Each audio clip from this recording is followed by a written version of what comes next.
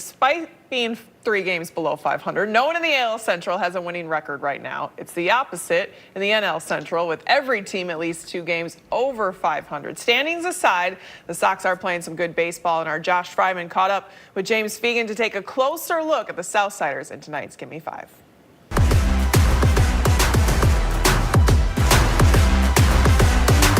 All right, joining me now, James Fegan, White Sox beat writer for Sox Machine. Sox had a walk-off to start their season here at the Rates way back in the beginning of April. They finished April with another walk-off and a 500-month, James, which, if you think back to those series on the road to open the year, would you have thought you're talking about a 500-month for April?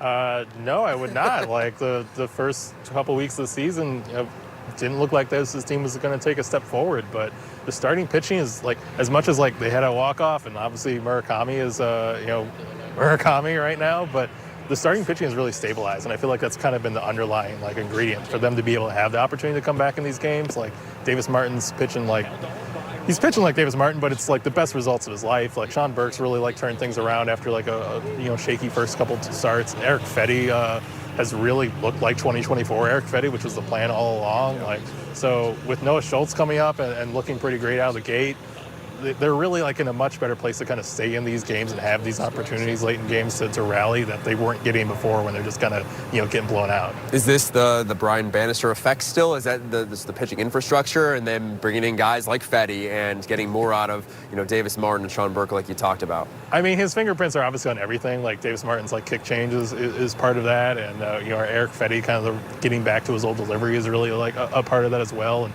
obviously there's been, tons of, Noah Schultz has just been, just an incredible, like, kind of draft and find story. Like, this was a guy that barely pitched, like, his senior year of high school, and they, like, went and followed him in, like, a prospect league that's, like, in Southern Illinois a little bit. And, they really took a chance on kind of like an outlier frame that the rest of the industry was a little bit shyer on. And it's been looking good for a while. It's looked as good as anybody could have hoped in the first 3 starts, and I don't even think we've really seen his best stuff yet. I know you don't want to make anybody wants to make a grand proclamation about what the next 4 or 5 months are going to look like, but you talk to the players and hearing from Sam Antonacci and Coulson Montgomery, just there's that confidence of this young group, like, why not us? Because it's like they don't know any better, especially Antonacci. He was talking about, when Coulson was up there, I knew it was over because I believe in my guy.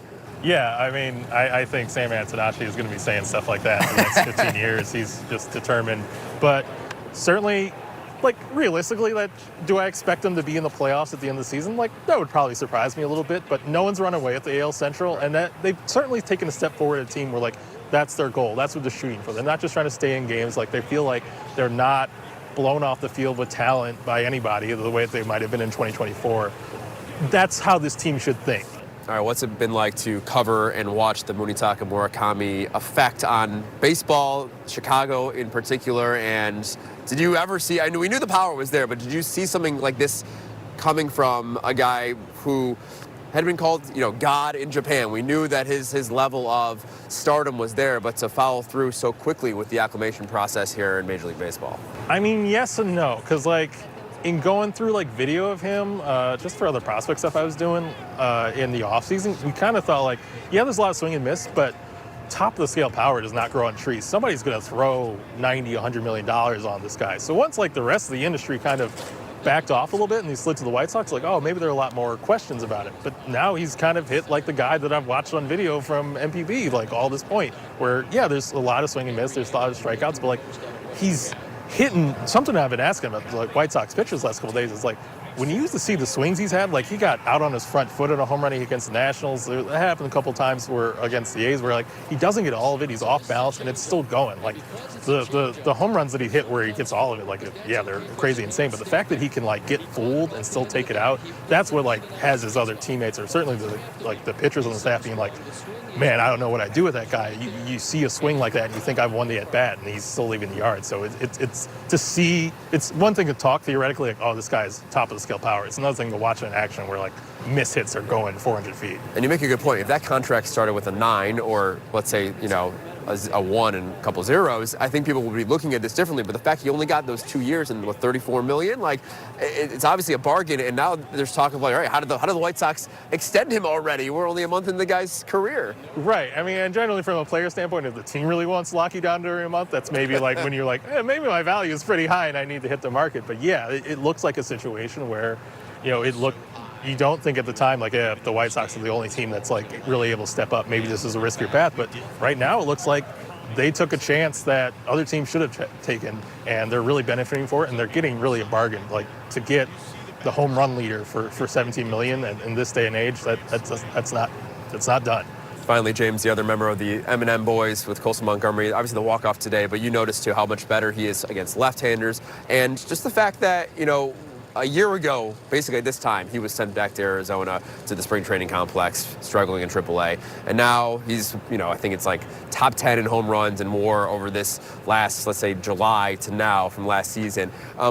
What have been your just thoughts on just the evolution of Coulson Montgomery and how he has worked his way from where he was a year ago to now?